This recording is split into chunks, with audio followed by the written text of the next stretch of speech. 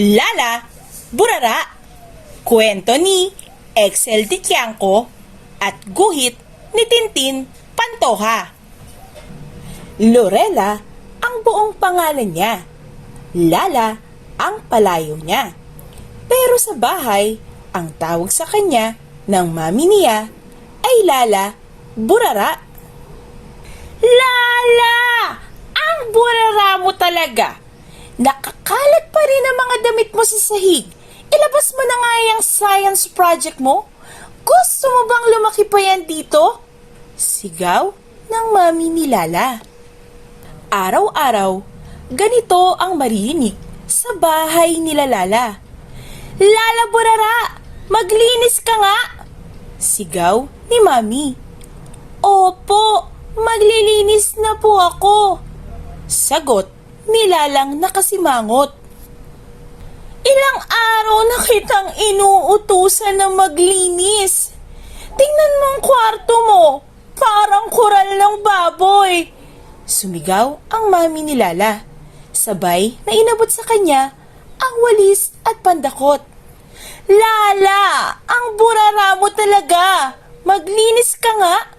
Pero hindi pa rin naglinis si Lala. Tuwing umuwi si Lala galing eskwelahan, sigaw lagi ng mami niya ang bumabati sa kanya. Oh, Lala, andiyan ka na pala. Yung medyas mo ha, huwag mong iiwan kung saan-saan. Ilagay mo sa labahan at magbihis ka na kaagad nang malabhan ko na ang uniforme mo. Yung kwarto mo, hindi mo pa rin nalilinis. Maghapon na nga akong nagtatrabaho dito sa bahay. Hindi mo man lang ako matulungan. Lala, ang burara mo talaga. Maglilinis naman ako talaga kung hindi lang sigaw ng sigaw si mami. Isip ni Lala. Isang hapon, nakatulog si Lala sa sofa.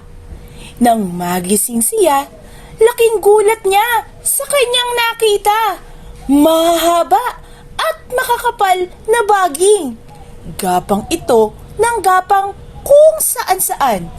Hinanap agad ni Lala ang mami niya. Mami! Mami! Mami! Binalot ng baging ang mami ni Lala at pinaikot-ikot ito. Nakabitin din sa mga baging ang walis at pandakot.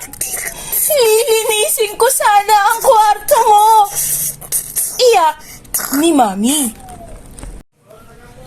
Lala anak, tulungan mo ako. Opo, mami. Pero hindi ko alam ang gagawin ko. Iyak ni Lala. Ting! Biglang naalala ni Lala ang sinabi ng mami niya noon. Iyang science project mo.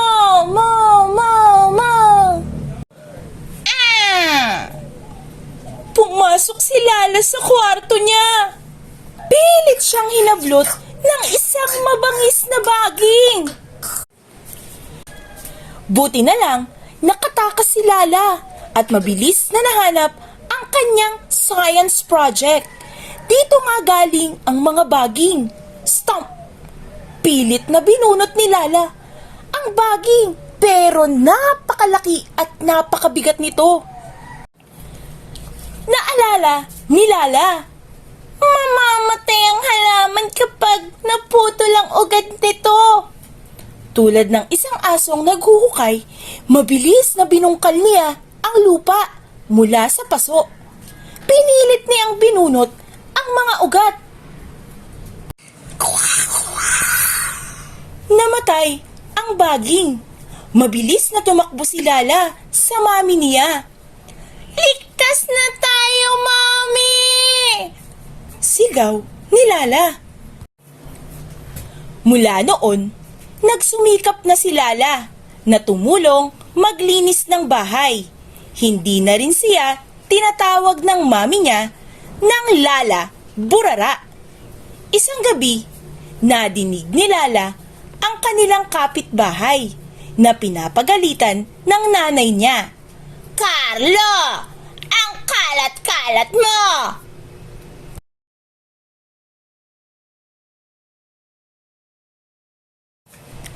Lala, purara! Sana ay nagustuhan nyo ang kwento natin sa araw na ito.